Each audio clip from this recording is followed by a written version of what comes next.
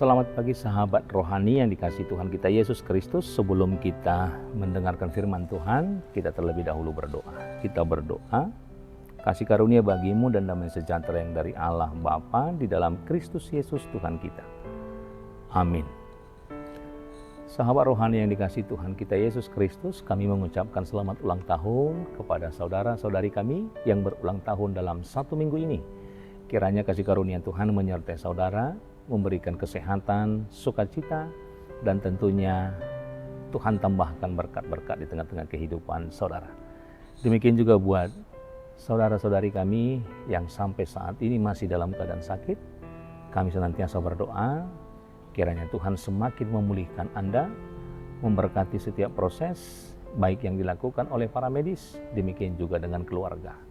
Kiranya Tuhan semakin memulihkan Anda hari demi hari, dan boleh kembali beraktivitas sebagaimana seperti biasanya. Firman Tuhan yang menjadi renungan kita untuk pagi hari ini tertulis dalam 2 Raja-Raja pasal yang ke-19 ayat 34. Demikian firman Tuhan. Dan aku akan memagari kota ini untuk menyelamatkannya, oleh karena aku dan oleh karena Daud hambaku. Demikian firman Tuhan. Sahabat rohani, ayat ini adalah bagian dari janji nubuat yang disampaikan oleh Nabi Yesaya kepada Raja Hizkia di Yerusalem. Pada saat itu, Yerusalem sedang berada dalam pengepungan yang mengancam oleh Sanherib atau raja daripada Asyur. Di mana sebuah kekuatan militer yang mereka miliki pada saat itu adalah kekuatan yang terkuat di dunia pada masa itu. Dari nats ini kita bisa melihat bagaimana sebuah deklarasi yang disampaikan bahwa Tuhan sendiri yang berbicara, menggunakan dalam kata aku dan aku akan. Di mana ini adalah sebuah pernyataan atau sebuah komitmen atau sebuah otoritas yang tentunya tidak tergoyahkan yang ditujukan oleh Tuhan. Dan kemudian dalam nas ini menunjukkan bahwa ini adalah sebuah tindakan perlindungan yang dilakukan oleh Tuhan. Di mana Tuhan berjanji, aku akan memagari kota ini untuk menyelamatkannya. Dalam hal ini, Tuhan ingin menunjukkan bahwa Tuhan bukan hanya mengamati, tetapi Dia berinisiatif mengambil sebuah tindakan perlindungan secara langsung.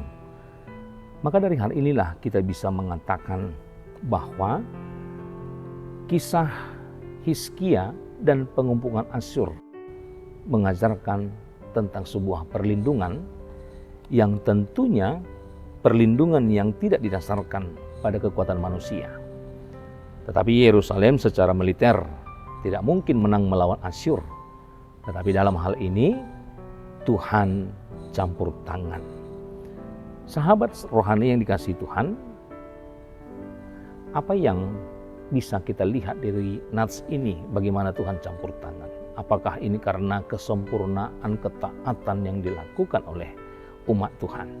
Tentu bukan karena kesempurnaan yang mereka lakukan, tetapi Tuhan yang menyelamatkan, dan bukan karena kesempurnaan Hizkia dan penduduk Yerusalem. Tetapi kita harus melihat ini adalah karena karakter yang oleh Tuhan sendiri lakukan dan kesetiaannya pada sebuah perjanjian yang sudah mereka telah mendahului, atau sebuah kesetiaan pada sebuah perjanjiannya dengan mereka yang telah mendahului atau sudah dilakukan pada awalnya. Inilah yang bisa kita lihat bagaimana kesetiaan Tuhan menunjukkan bahwa Tuhan tidak pernah lepas tangan atau tidak pernah membiarkan umatnya dalam keadaan mara bahaya. Demikian juga dengan kehidupan kita. Dari pengalaman Hizkia ini kita bisa menyaksikan bahwa tidak ada persoalan yang sulit bagi Tuhan. Semua bisa kita hadapi dan semua bisa kita menangkan. Hanya saja bagaimana kita mau datang ke hadapan Tuhan. Bagaimana kita mau datang dan sujud kepadanya. Ingatlah, kekuatan kita sangat terbatas sebagai manusia. Tetapi bagi Tuhan tidak ada yang mustahil. Tuhan sanggup memberikan sebuah pertolongan apapun dan sebesar apapun masalah yang kita hadapi. Sekuat apapun yang menjadi tantangan di tengah-tengah kehidupan kita, ketika Tuhan mau campur tangan, maka kita bisa mengalahkan. Hal inilah yang mengajarkan kita.